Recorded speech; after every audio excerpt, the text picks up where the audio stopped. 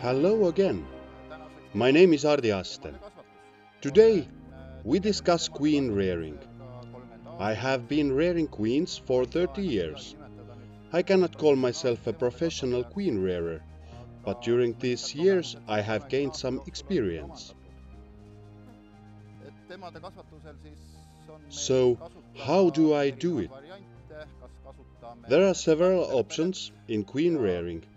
We can use a cell builder or starter colony and let the queen cells later be raised in a queen-right colony, finishing colony. Or we can just use a queenless colony for the whole process. I have experimented both ways. What is my conclusion? It is cheaper to use a starter and a finisher colony, of course. We can have more queens and faster.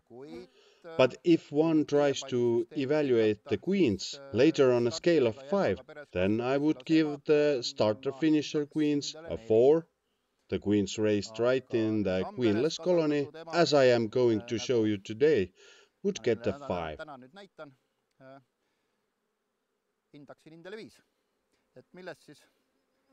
What is the difference based on? Using starter and finisher needs a very good feel of the colony.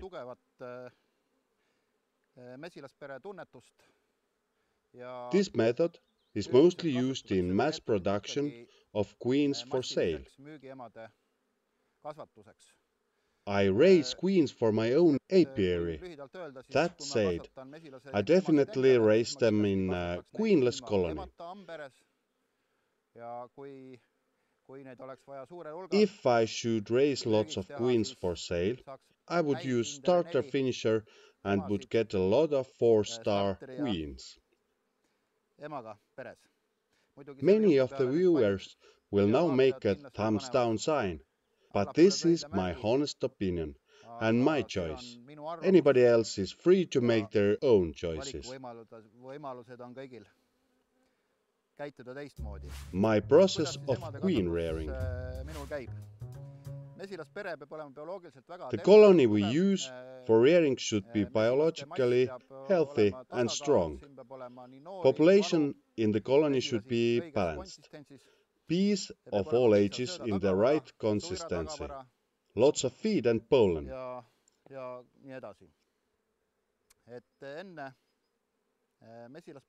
First, we contract the colony we shall use for queen rearing. Those raising the amount of bees per room they have to use and creating a crowded feeling needed for good queen rearing. I use such rearing frame. One colony gets 2 frames, both with one slat for 12 to 13 cell cups. The idea is that I don't wish to raise more than 20 queen cells or queens in one colony. Otherwise, the quality of the future queens shall diminish. We remove the old queen from the colony and create a nucleus colony for her. Grafting can be performed 4 to 5 hours after removal of the old queen. We create slots for 2 frames. In the middle, we place a frame with open brood. Actually, there is better to have frames with open brood on both sides of rearing frames too.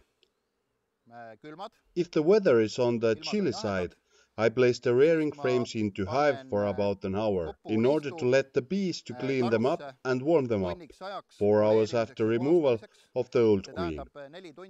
Here I place the frames with cell cups. If the weather is warm, there is no need to warm and clean the frames, and we can graft directly into the cups.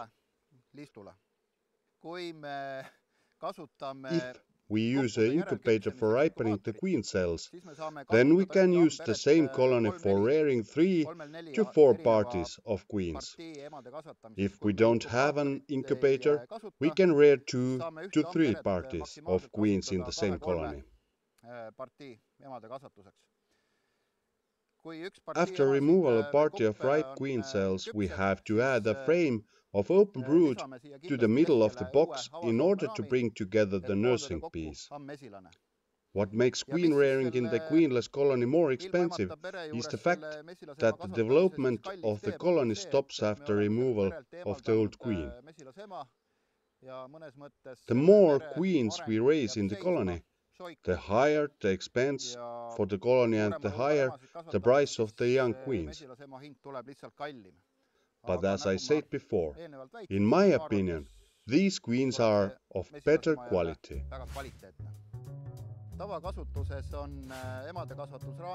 The commonplace rearing frames are empty frames, consisting of 2 or 3 sluts with cell cup. I use a frame with some comb in it, because it feels more biologically natural and more bee-friendly.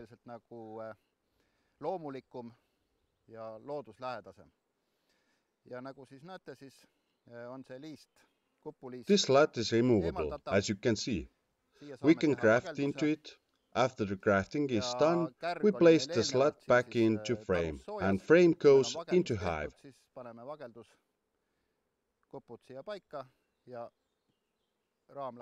Position of the rearing frames in the hive. Rearing frames are not placed next to each other. There should be a frame with open brood between them, which brings the nursing bees to rearing frames. The effect is stronger when we have frames into open brood also on the both sides of rearing frames. The larvae freshly start to feed with jelly.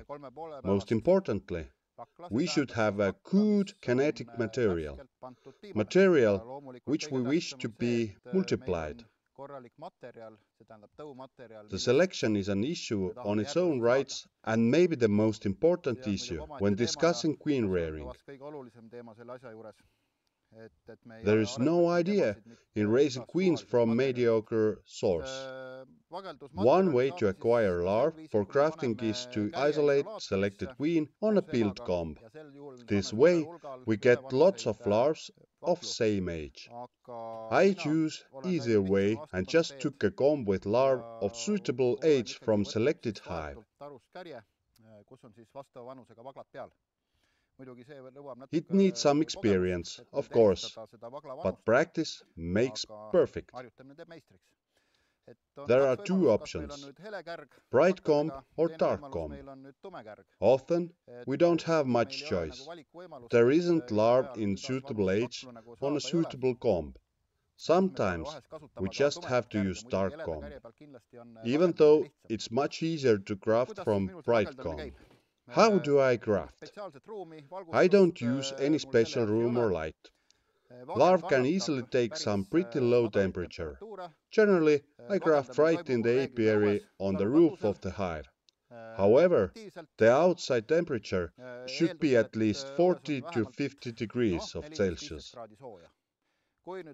If the weather is cooler, 10 to 50 degrees, I do it in the car, on the steering wheel, with heater turned on. If it needs to be done, it should be done. How is it done with bright comb? To make the grafting easier, one should tear down the cell walls. I use the hive tool. I just pull with the hive tool, rip away the cell walls and expose the bottoms of the cells.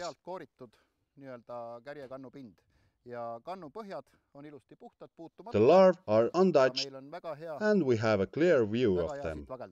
Of course, if there are medical or age-specific recommendations for specialized equipment, they should be followed. We place the frame with larvae on the hive roof, position the slat with cell cups and start grafting. If there is no bright comb with suitable larvae, we have to use a dark comb. This is much more inconvenient. We can't tear the cell walls down because the old cocoons pull the larvae with them. In such case, I use fish fillet knife for cutting the walls lower. The grafting is done. The sluts with grafted larvae should not be shaken and not placed in direct sunlight.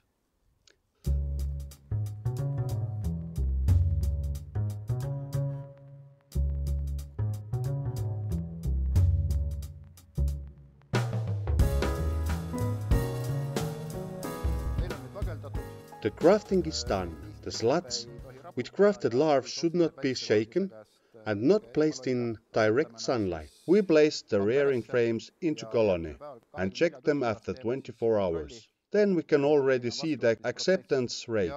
In 11 to 12 days, the queen cells should be placed into mating colonies, where they hatch naturally into the environment filled with worker bees. I wouldn't let them hatch into a cage in the incubator. Why queen rearing at all? Queen bee forms a basis for beekeeping.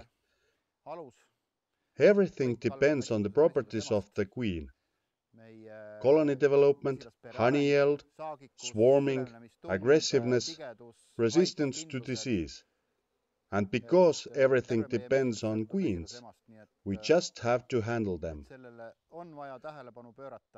If we wish to collect plenty of honey, healthy and no swarming colonies, in order to avoid plenty of tree climbing, we just have to deal with selective queen rearing, or buy the queens from experienced queen rearers.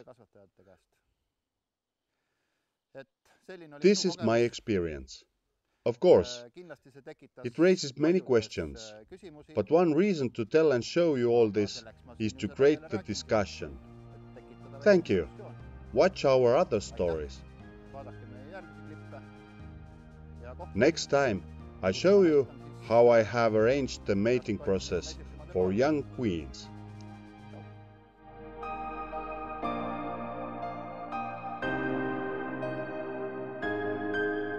If you want to see more of our activities, please like and subscribe.